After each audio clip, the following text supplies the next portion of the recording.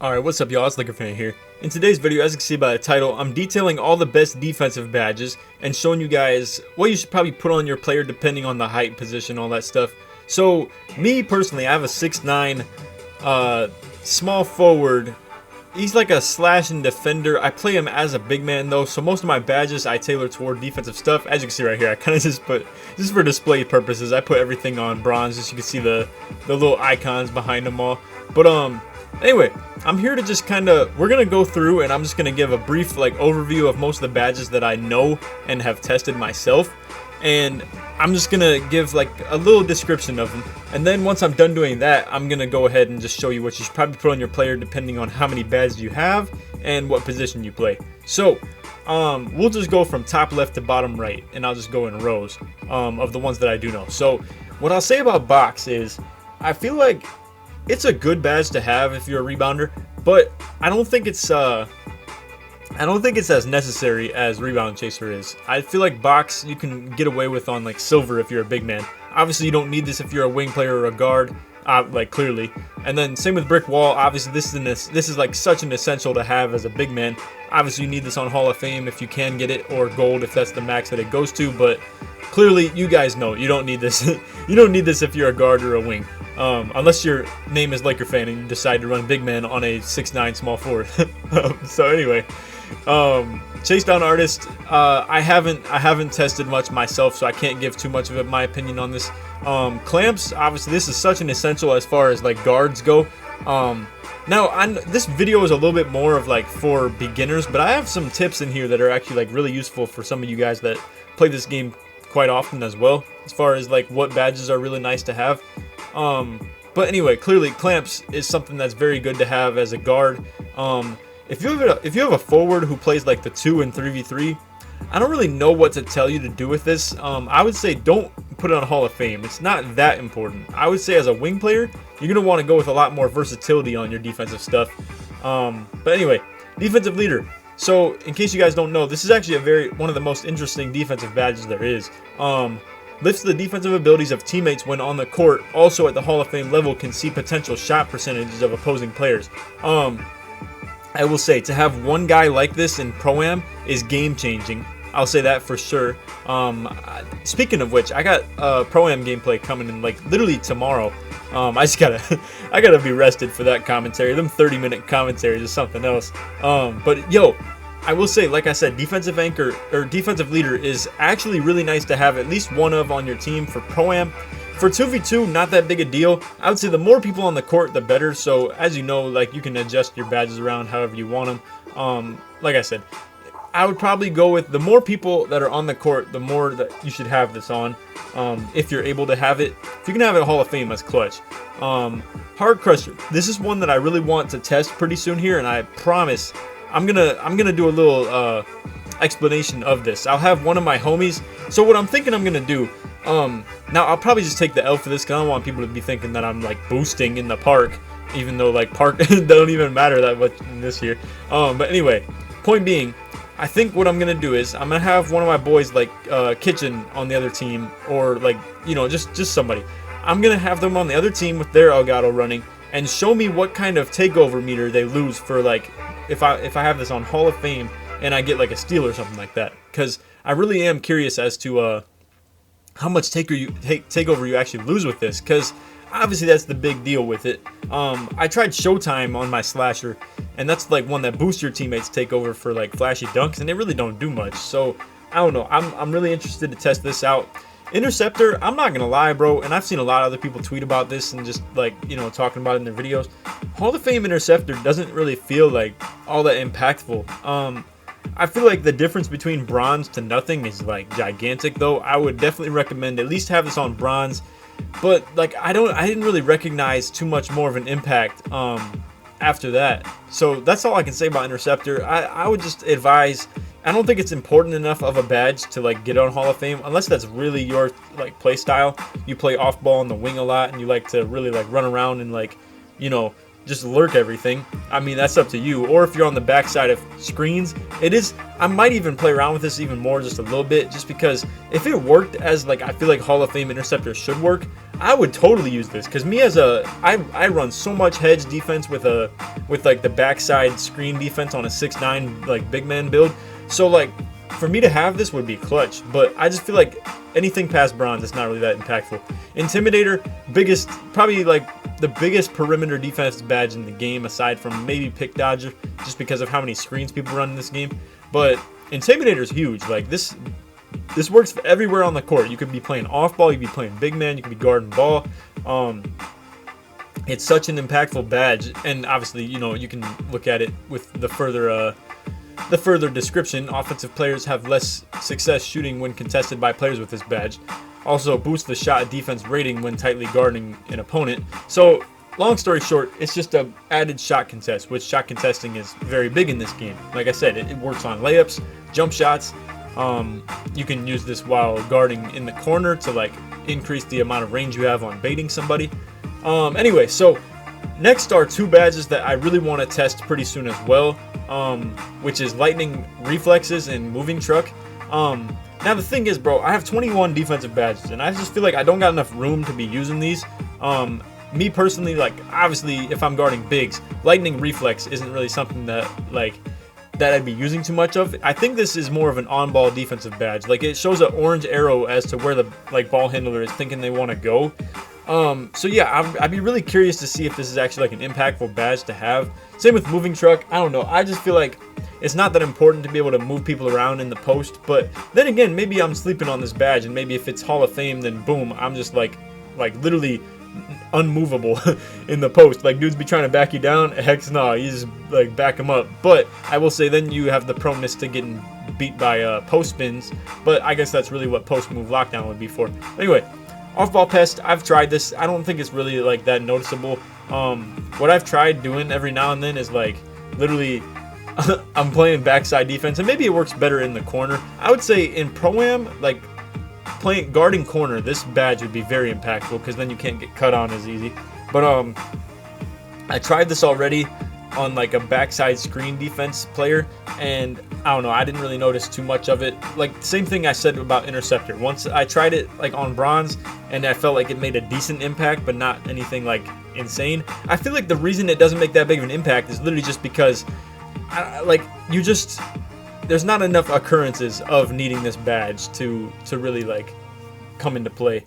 If it like threw people off their routes and like the ball still got passed to them, and then like it just like forced incompletions, if you will, like that's not like a football term, but like if people turn the ball over because you could just chuck them out of the way on a pass, then this badge would be crazy. But I'm pretty sure it doesn't work like that. Pick Dodger and Pickpocket, huge badges for backcourt defenders. I would say these and Clamps are like the top three most important ones. Well, actually Intimidator as well. There's like 4 of them. Pick Dodger, Pickpocket, Intimidator, and Clamps. If you have the ability to get all 4 of those, that's the move as a guard. That's easily the move. Pogo Stick. There's a reason this thing's silver and everything else is bronze. I really wanted to talk to you guys about this. I made a video on this. It's the most underrated badge in 2K20. That's what my video is titled. If you have not seen that, bro, you gotta watch this. Pogo Stick is unreal. Now what I will say about it, I haven't tested it out on anything less than Hall of Fame, but that's because I'm so in love with it being on Hall of Fame. Like, I refuse to take it any lower because I just love what it's done to my interior defense. In my opinion, this year in 2K20, interior defense is really hard to do as far as hands-up defense goes, but when you jump and like time it properly, then it's very much more impactful, and you know, just create more misses, more blocks, simple as that. I just feel like hands-up defense is really bad this year, and what this badge allows you to do is jump multiple times. Like, you can bite on a pump fake and jump, and then boom, by the time that they're trying to go back up, boom, you're just blocking it, or like getting a really good shot contest. So anyway, long story short, I haven't tested this badge on anything less than Hall of Fame. Sorry, I'm all over the place with my words. I just got off work and I'm out here like my brain's moving at like 10 miles an hour. But anyway, let's move on. Post move lockdown. I haven't used this too much just because I feel like it's not that great of a badge to have. Me personally, I just feel like Pogo Stick counters everything. I mean, even if people like work you with the post spins or drop steps, if you jump, you're still gonna like, you're still getting in there. Post move lockdown is very specific. Like a lot of these badges, the reason I say some of them aren't good is because they're so specific to one thing. Like post move lockdown, moving truck, let's say like off ball pest. Like they're so specific to one thing, and there's a reason that I feel like they just aren't as valued as I feel like they could be. But I don't know, that's just me. Post move lockdown, obviously I'll try to test this a little bit, but I just feel like as far as like guarding the post moves, I feel like this isn't really that big a deal to have. I feel like I'd rather just have rim protector, intimidator, and pogo stick, because that affects every single thing. So I don't know. Maybe if you're playing the 2s and post scores become more of a meta thing, then this will become more of a relevant badge. But right now, there's a lot of just rebounding, like rebounding rims, simple as that, and they don't really be using too many moves. It's literally just they back you down and drop step and try to go up. So anyway, rebound chaser, super important rebounding badge, way more important than box in my opinion, and way more important than worm in my opinion. Rebound chaser, literally, like if you are a good rebounder and you get your box outs and you like, you know, don't have to rely on worm to just literally like run through somebody on a, you know, on like trying to evade them on a box out, I would just say rebound chaser is the thing that actually impacts your rebounding quite a bit. Like I said, a good player doesn't really need a Hall of Fame box. That's just my opinion. But rebound chaser, there's nothing like that user controlled you can do about it. Like it just increases your range on rebounding. In my opinion, I'm pretty sure it makes you jump higher and stay in the air longer as well. But anyway, I would just recommend, this is a huge badge to have. Rim protector, really nice to have. If you could at least have it on bronze, I would highly recommend it. I've seen people get snatch blocks with this bronze rim protector, as well as myself. I have 2 of them on the year already. And I would just, like I said, I would highly recommend having this on at least bronze. I personally, even though I'm a 6'9", like big, who plays in the 2s on stage, I still don't put this any higher than bronze, just because I feel like there's a lot more use of badges that I would like to have. Like, for instance, I like to have a lot more of the rebounding stuff, like rebound chaser. I need brick wall on Hall of Fame. I like to have intimidator, and now I've fallen in love with this pogo stick, so I can't even I can't just put it on rim protector, bro. But recently I tried having Hall of Fame on rim protector, intimidator, and pogo stick, and let me tell you, bro, that is nuts. It's crazy how much like ground you can make up while still, maybe I'll even try chase down artist too. But anyway, tireless defender, I would recommend. I've tried this with and without on Pro-Am on Hall of Fame versus none, and it's very impactful as well. I haven't like fine-tuned tested it. I haven't tried it on like bronze, silver, gold. As far as Pro-Am goes, I just figured like, you don't need this badge at all if you only play Park. I would really not recommend even touch it if you only play Park, because there's really nothing it'll do for you. At the end of the day, all you gotta do is just stand still for like a couple seconds if you're out of energy. But anyway, we'll just move on to Trapper. Trapper is horrible. I would assume that there's no occurrence where you'll need this badge or want it. The only thing I can think of is Pro-Am, but I don't know. That's still very specific. Like, I think this is just going to be probably the least used badge. It's going to be like the charge card of like 2K19 and 18. But anyway, Worm. Like I said earlier, Worm is a solid badge, but personally, like for my build, I run around people on the box outs anyway because I'm so much faster than them. So really, in my opinion, this isn't really a badge for me, but for 7'3" big men, this is probably something for you, where if you're going from setting a pick and then trying to roll off it and rebound because your guard shoots the ball, you're going to need a badge like this, because you're not fast enough to literally just run past somebody and beat them to the box out when they're already camping paint on you. My build actually does that pretty often though, not going to lie. But anyway, so let's just fine-tune, detail everything for you now. I'm going to start from blank and I'll just take everything off. We'll start with guards, all right? So let's say you have 10 defensive badge points.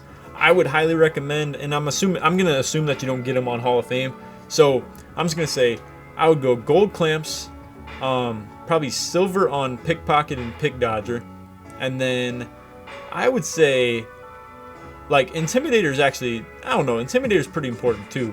Let me think. So that's 6, boom. So that's 10 right there. Okay, so I would say as a guard, Intimidator is going to be something that you want regardless. That's going to be something for sure. If you have only 10 to use, I would say these 4 are literally like the only things that you need to touch. I wouldn't recommend anything else on here. Now Pro-Am, like I said, is a different story. You may want this right here. And obviously I would assume you can't get defensive leader. But anyway, like I said, I would probably go something like this. Now if you're a like backcourt guy that has like 20-ish, I would assume that you're a primary defender. So boom, I would say obviously all of this is necessary. And then the next thing I would do, honestly, bro, it'd be pretty clutch if you had this. Like, your teammates would love you for having this. But if you weren't to go with that, I would probably go like at least Silver Interceptor. And like I said, I really want to test out this Heart Crusher because, bro, if you could get the other team's guards to like literally not get takeover all game in any game you play against them just because you get 2 steals on them, that's like, this is by far one of the most cheese badges I've probably ever heard of then. But if it's very minuscule and doesn't really do much, then I'm not really sure. Heart Crusher might be kind of just a like unnecessary badge to have. Depending on how tall you are, I could even maybe say you should have Bronze Rim Protector, but honestly at the end of the day it's probably not that important. I would even maybe say if you get 20, I'd either go with this, or if you don't feel like that's very much in your playstyle, then probably go with something like this. Backcourt lockdown like badges are pretty simple, just because there's really only like 4 or 5 that you even need. I wouldn't even say or 5. It's really just you need 4, and it's pretty simple, just like this. But anyway, let's get to the wing players. So if you're like somebody who guards the 3s in 3v3 and like guards the wing in Pro-Am, I would say, now that's where things get kind of complicated as far as 2v2 goes, because I don't know what spot in 2v2 you would play, whether it's the guard or the big. But if we're talking like the 2 and 3v3, I would say at least get this, like, probably get a silver. Although, like I said, I didn't really notice too much of a difference as far as like bronze versus anything else. So now I think of that, yeah, let's just go with that. The highest you can possibly get Intimidator, definitely put it on, because your job as a wing player is literally just going to be to contest shots most of the time. However, you're going to be needed sometimes to like be in that pick and roll game, because they might have 2 guards or 4 switches through the wraps and stuff.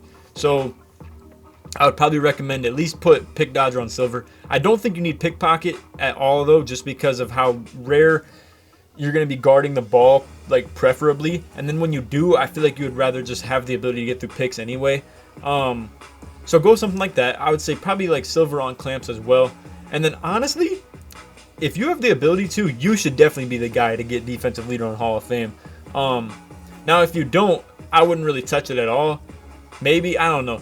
I mean, I just feel like the jump from gold to Hall of Fame is so ridiculous with this badge, just because it literally gives you a whole new feature in the game to have. So if you have the ability to get on Hall of Fame, I would totally recommend to get it. But considering if you don't have the ability to, you probably don't have too many defensive badges in general.